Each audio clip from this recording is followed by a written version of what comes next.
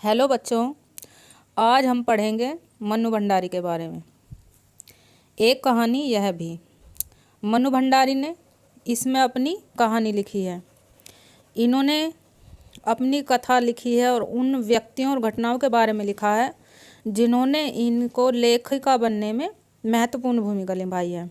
उनके बारे में ही इन्होंने लिखा है, ना कि जो इनके जीवन में सारी घटनाएं थी, सारी बातें थी, वो ना लिखकर केवल उन्हीं के बारे में लिखा है।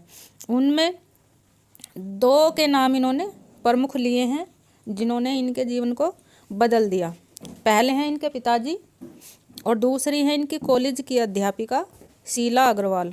उनके दोनों के बारे में ही इन्होंने बस लिखा है। अब ये लिखती हैं कि यहाँ लेखिका ने पारिवारिक बंधनों में बंधी लड़की को अनेक पड़ावों से गुजरते हुए एक असाधारण क्रांतिकारी लड़की के रूप में प्रस्तुत किया है। यानी कि पहले के टाइम में क्या था, लड़की पारिवारिक बंधनों में बंधी रहती थी, घर के ही बस कामकाज करना। लेकिन उन बंधनों को तोड़कर इन्होंने एक क्रांतिकारी लड़की के रूप में अपने आप को स्थापित किया, अपने आप को दिखाया।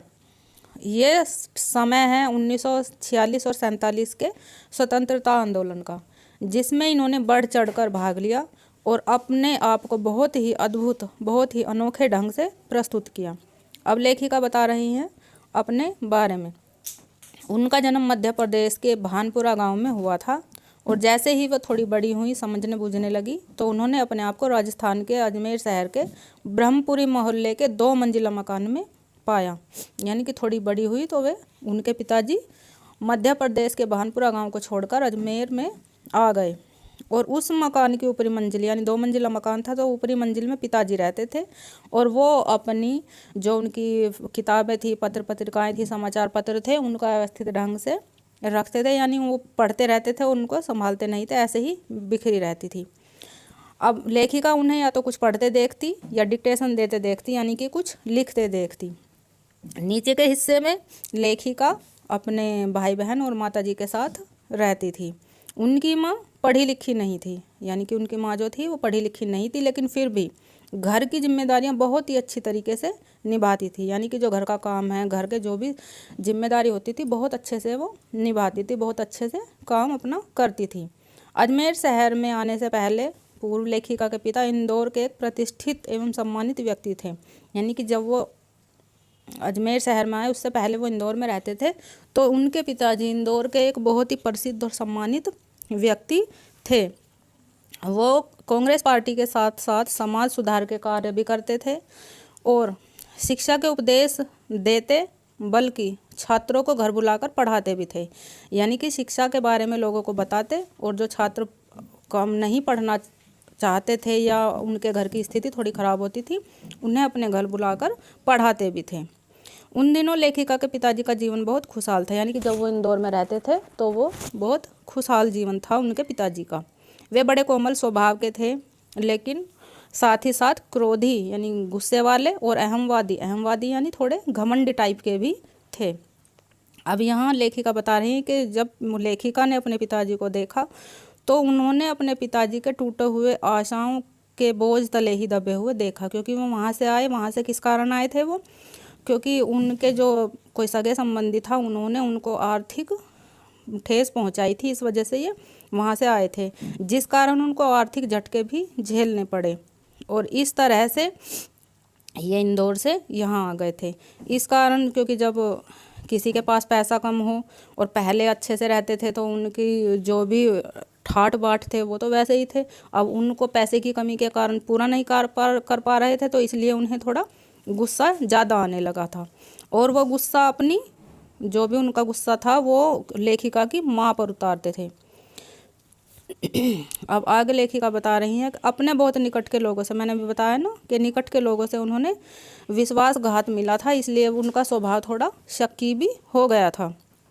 इनके शक के लपेटे में अक्सर लेखिका और उनके भाई बहन भी आ जाते थे। यानी कि जो उनके पिताजी वो शक करने की उनकी आदत बन चुकी थी, उसके लपेटे में लेखिका और उनके भाई बहन भी आ जाते थे। अब लेखिका आगे बता रही हैं कि यहाँ वे अपने पिता की यशोगाथा नहीं चाहती, कि वो अपने पिता की यशोगाथा यानी कि पिता के बारे में ज़्यादा कुछ नहीं चाहती, लेकिन वह यह तो व्यक्त करना चाहती हैं कि पिताजी के गुण दोष, यानी कि पिताजी के लेखिका के जो पिताजी थे, उनके गुण दोष उनमें भी थे, इसलिए वो यहाँ अपने पिता की ये बातें बता रही हैं। ऐसी कौन सी बात है जिससे लेखिका में क्या है, लेखिका ने अपने बारे में बताया कि उनमें थोड़ी हीन भावना थी। तो हीन भावना किस कारण आई, हीन भावना किस कारण आई, और वो यहाँ पे वो बता रही हैं कि लेखिका बाल्यावस्था में, यानी कि जब वो छोटी थी तो वो दुर्बल और कमज़ोर थी और उनका रंग काला था। लेखिका जब छोटी थी तो इस कारण उनमें ये आ गया था थोड़ा कि मैं ऐसी हूँ वैसी हूँ, तो इसलिए थोड़ी उनमें हीन भावना आ गई थी। और उनसे 2 साल बड़ी उनकी बहन थी जो खूब गोरी थी, स्वस्थ थी और हंसमुख थी। इस कारण उनके पिताजी हर बात में जो उनकी खूबसूरत बहन थी उनसे 2 साल बड़ी, उसी की प्रशंसा करते थे और लेखिका को नहीं चाहते थे। काफ़ी सम्मान, यश एवं प्रसिद्धि प्राप्त करने के बाद भी लेखिका उस हीन भाव से उबर नहीं पाई थी। लेखिका ने काफ़ी सम्मान प्रसिद्धि प्राप्त कर ली थी, लेकिन फिर भी उस जो हीन भावना बचपन से उनमें भरी हुई थी उससे वो उबर नहीं पाई थी। पिताजी को, जो लेखिका के पिताजी को जो विश्वासघात मिला था उसके कारण वो शक्की हो गए थे। तो वो जो उनका स्वभाव था उनके पिताजी का, वो लेखिका का भी था। लेखिका भी थोड़ी शक्की स्वभाव की थी। इस लेखिका और इसके उनके पिताजी दोनों शक्की स्वभाव के हैं, लेकिन फिर भी लेखिका के और उनके पिताजी के जो विचार थे उनमें टकराहट थी, यानी कि दोनों के विचार एक दूसरे से मिलते नहीं थे। लेखिका कुछ बोलती थी और पिताजी कुछ। अब लेखिका अपनी माँ के बारे में बता रही हैं कि लेखिका अपनी माँ के बारे में कहती हैं कि माँ में सहनशीलता एवं धैर्य का गुण विद्यमान था। उनकी माँ जो थी वो बहुत सहनशील थी। पिताजी द्वारा दिए गए कष्टों को तथा लेखिका के भाई बहनों को हठ को बहुत ही सहज से सहन करती थी। यानी कि जो लेखिका की माँ है वो जो लेखिका के पिता उन्हें थोड़ा मतलब कष्ट यानी बुरा भला कह देते थे गुस्से में आके, उसे भी सहन करती थी। और लेखिका के जो भाई बहन है हट करते थे, किसी भी चीज़ के लिए बच्चे हट करते हैं, उसको भी बहुत ही आसानी से सहजता से सहन करती थी। अब जो लेखिका के जो भाई बहन है या लेखिका है वो अपनी माँ को कभी ऐसा अपना आदर्श नहीं मानते थे। यहाँ पे लेखिका बता रही हैं कि लेखिका की जो माँ थी वो अपने बच्चों की कभी आदर्श नहीं बन सकी, लेकिन बच्चों की सहानुभूति माँ के साथ ही थी। ऐसा वो कह रही हैं कि बच्चों की सहानुभूति यानी बच्चे माँ को प्यार करते थे, लेकिन आदर्श कभी भी उनकी माँ उनके लिए नहीं बन पाई। अब लेखिका स्वयं के बारे में बता रही हैं। लेखिका स्वयं के बारे में बताती हैं कि वे 5 भाई बहनों में सबसे छोटी थी। बचपन में बच्चे जो खेल खेलते हैं वे अपने भाई बहनों के साथ खेलती थी। यानी कि 5 भाई बहन हैं जिनमें से वो 3 बहन हैं और 2 उनके भाई हैं। अब बच्चे जैसे खेल खेलते हैं तो वही सारे खेल लेखिका अपने भाई बहनों के साथ अपने घर में खेलती थी। उनके घर की सीमाएं घर तक ही थी, परंतु अपने घर के पड़ोस में खेला करते थे। यानी कि पहले का टाइम कैसा था, अब तो कोई अपने घर से बाहर नहीं निकलता, लेकिन पहले का टाइम ऐसा था कि घर है, घर में दीवारें पहले के टाइम में तो बहुत कम होती थी, बस तो पूरा मोहल्ला ही घर जैसा होता था, तो बच्चे पूरे मोहल्ले में खेलते थे। आजकल तो ऐसा नहीं है, आजकल तो मोहल्ले वाली संस्कृति ख़त्म ही होती जा रही है, लोग अपने घर तक ही सीमित हो गए हैं बस। अब लेखिका अपनी प्रारंभिक रचनाओं में पात्र भी वैसे ही बनाती थी। यानी कि जो उनकी प्रारंभिक रचनाएं होती थी उसमें पात्र भी उनके मोहल्ले के लोग ही होते थे। अब काफ़ी समय गुजर जाने पर भी वे उन्हें याद रखी। यानी कि जब अब वो जिस समय ये लिख रही हैं आत्मकथा, उस टाइम भी उन्हें वे पात्र याद हैं। उन्हें इस बात का भी सुखद आश्चर्य हुआ कि महाभोज के दौरान उन्हें कई वर्ष बाद अपने दादाजी की याद सजीव हो उठी। यानी कि महाभोज, यानी कि अब यहाँ पे वो बता रही है कि उनकी बहन की शादी है। अब बहन की शादी है तो उसमें महाभोज यानी दावत, आज के टाइम में दावत बोलते हैं, तो वो दावत के टाइम पे उन्हें उनके दादाजी की याद आ गई। अब लेखिका बता रही है कि उनके परिवार की लड़कियों का विवाह 16 साल की उम्र में और 10वीं कक्षा उत्तीर्ण करने पर यानी पास करने पर 10वीं पास करने पर 16 साल की उम्र में विवाह कर दिया जाता था। और लेखिका की बहन सुशीला का विवाह भी इसी योग्यता के आधार पर हो गया। अब उनके दोनों भाई बहन है वे शिक्षा ग्रहण यानी पढ़ाई के लिए बाहर चले गए। लेखिका को अपने महत्व एवं अहमियत का ज्ञान हुआ। यानी कि अब उनकी बड़ी बहन की शादी हो गई है और दोनों जो भाई हैं वो पढ़ाई के लिए बाहर चले गए। तब उन्हें लगा कि हाँ पिताजी उन पे थोड़ा ध्यान दे रहे हैं, उनका थोड़ा लाड प्यार कर रहे हैं। पिताजी कहते हैं कि रसोई घर में भटियारनों का कार्य होता है कि रसोई घर में जो बच्चे लड़की हैं या जो भी बच्ची हैं वो रसोई घर में उनकी प्रतिभा, उनकी कार्य क्षमता सब जलकर राख हो जाती है। इसलिए वो लेखिका से कहते हैं कि रसोई घर से दूर ही रखो, और वो उनको दूर ही रखते हैं। यदि वह काम करेगी तो उनकी प्रतिभा, योग्यता, क्षमता समाप्त हो जाएगी। हाँ, मैंने बताया ना अभी कि ऐसा उनके पिताजी का मानना था कि लड़कियों को रसोई घर से दूर रहना चाहिए, तभी उनकी प्रतिभा आगे जाएगी। अब लेखिका अपने परिवार में विभिन्न पार्टियों के बीच होते बहस को सुनती थी, यानी कि उनके पिताजी कांग्रेस पार्टी से जुड़े हुए थे, तो उनके यहाँ पे पार्टी के लोगों का आना जाना होता था, इसलिए वो लेखिका उनकी जो बात होती थी बीच में वो सुनती थी। जिस समय वो चाय वगैरह लेकर कमरे में आती थी पिताजी के, तो बात सुनने के लिए, बहस सुनने के लिए वहीं पर बैठ जाती थी। सन 1942 के आंदोलन के विभिन्न दलों के परस्पर मतभेद से तो अनजान थी, परंतु देशभक्तों के बलिदानों से दुखी रहती थी। यानी कि जो 1942 में यानी 1942 में जो आंदोलन के विभिन्न दलों से उनका वो समझ नहीं पाती थी कि क्या बात है क्या नहीं, लेकिन जो देशभक्त के बलिदान, देशभक्त उस कोई फांसी पे लटका दिया है अंग्रेज़ों ने, कोई गोली से मार दिया, तो उनसे वो दुखी होती थी। अब लेखिका आगे बता रही हैं कि 10वीं कक्षा तक बहसें समझ नहीं आती, यानी जब वे 10वीं तक कक्षा तक थी तो उनको ये बहस समझ नहीं आती थी, लेकिन फिर भी पुस्तकें पढ़ती, बहस सुनती। जिस विद्यालय में अपनी पढ़ाई शुरू की थी वही विद्यालय अब कॉलेज बन चुका था, यानी कि जहाँ इन्होंने अपनी 10वीं 12वीं की पढ़ाई की थी वहाँ वो स्कूल कॉलेज बन गया है और वहीं इन्होंने कॉलेज में एडमिशन ले लिया। अब उनकी भेंट वहाँ हिंदी की अध्यापिका शीला अग्रवाल से हुई। उन्होंने उन्हें साहित्य के क्षेत्र में रुचि उत्पन्न कर पुस्तकों को, यानी कि अब जो उनकी अध्यापिका थी उन्होंने इन्हें चुन कर पुस्तक दी कि ये पढ़ो, और जो बहस होती थी या विषयों में जो भी कुछ उन्हें दिक्कत होती थी वो सारा उन्होंने उन्हें समझाया। साहित्य के बारे में सब कुछ उन्होंने सीखा अपनी शीला अग्रवाल टीचर से, जो हिंदी की अध्यापिका थी।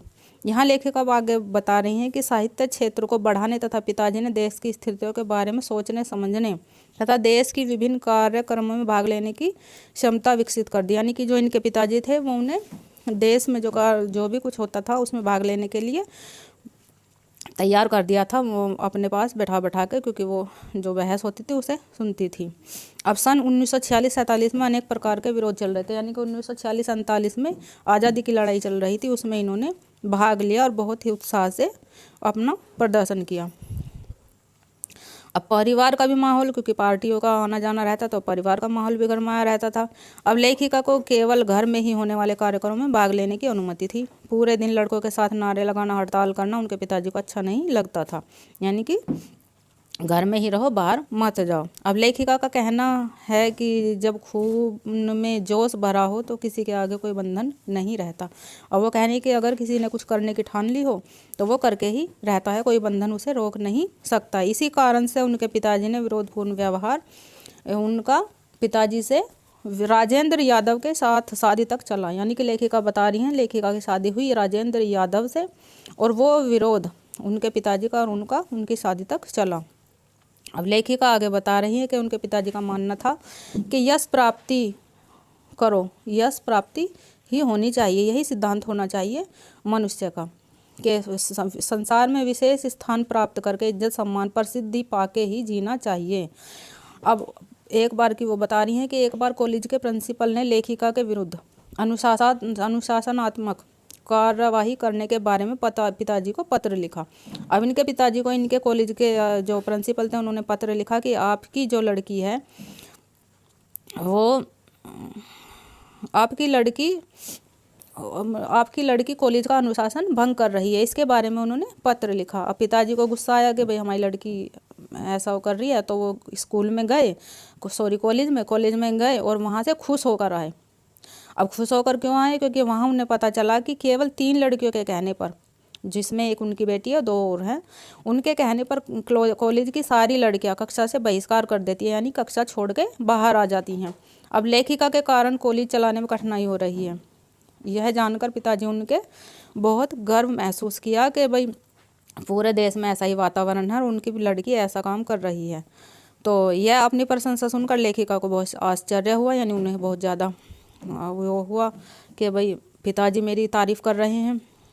अब लेखिका ने एक घटना के और जिक्र किया है यहाँ पे, एक घटना के बारे में और कहा है इसमें चैप्टर के अंदर कि आज़ाद हिंद फौज के मुकदमे के संबंध में स्कूल कॉलेज में सभी बाजार बंद करने का ऐलान हो चुका था। यानी कि आज़ाद हिंद फौज के बारे में मुकदमा चल रहा था और सभी बाजार बंद करने का, दुकानें बंद करने का ऐलान हुआ, लेकिन कुछ को ज़बरदस्ती बंद करवाया जा रहा है। अब उसी समय शाम का समय था और कुछ छात्रों के साथ लेखिका नारे लगा रही थी, चौक पर भाषण दे रही थी, नारे लगा रही थी। अब दूसरी तरफ उनके पिताजी के एक दोस्त उनके घर आए और उनके पिताजी के कान भर दिए कि आपकी बेटी है ऐसे ऐसे कर रही है, जिससे सुनकर पिताजी बहुत ज़्यादा गुस्से हो गए।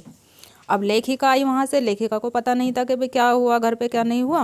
अब जब आई तो उन्होंने देखा कि अजमेर के एक प्रतिष्ठित डॉक्टर अम्बालाल जी उनके पिताजी के पास बैठे हैं और लेखिका की प्रशंसा कर रहे हैं। साथ ही पिताजी को बधाई देते हुए कह रहे हैं कि आपने एक बहुत ही सुनहरा अवसर खो दिया अपनी लेखिका का भाषण ना सुनकर। तो इसमें अपने मित्र की बात सुनकर उनके पिताजी का गुस्सा शांत हो गया और उनके चेहरे पर गर्व आ गया कि उनकी बेटी के बारे में लोग ऐसा बोल रहे हैं। और जो डॉक्टर अम्बालाल जी थे, ये बहुत ही बड़े प्रतिष्ठित आदमी थे अजमेर के। अब उन्होंने उनका भाषण सुना और इस तरह तारीफ़ की तो उनके पिताजी बहुत ज़्यादा खुश हुए। अब आगे लेखिका बता रही हैं कि सन 1947 में शीला अग्रवाल को कॉलेज वालों ने यह कहते हुए नोटिस दे दिया कि वे लड़कियों को गुमराह कर रही हैं, अब इसलिए अनुशासन तोड़ने में सहयोग कर रही हैं। तो इसलिए लेखिका ने और जो लेखिका के साथ में छात्राएं थी, उन्होंने भी कॉलेज में तो मतलब हुड़दंग मचाना शुरू किया, कॉलेज के प्रशासन को परेशान करना शुरू किया कि नहीं, हमारी जो अध्यापिका हैं उन्हें वापस लिया जाए और हमारी कक्षाएं भी, हमारी क्लासेज भी शुरू की जाएं। और कॉलेज को ये बात उनकी माननी पड़ी और 15 अगस्त 1947 को लंबी प्रतीक्षा के बाद विजय प्राप्त हुई, यानी आज़ादी मिली देश को। और इस विजय के साथ ही साथ इनका जो कॉलेज था वो पुनः दोबारा से शुरू हुआ। और यहाँ पर ये कहानी, यहाँ पर ये आत्मकथा ख़त्म होती है। उम्मीद करती हूँ आपको ये समझ में आया होगा पाठ, अच्छी लगी होगी वीडियो। अगर अच्छी लगी है तो प्लीज़ लाइक करें और हमारे चैनल को सब्सक्राइब करें। थैंक यू, धन्यवाद। मन्नू भंडारी के बारे में, जो सॉरी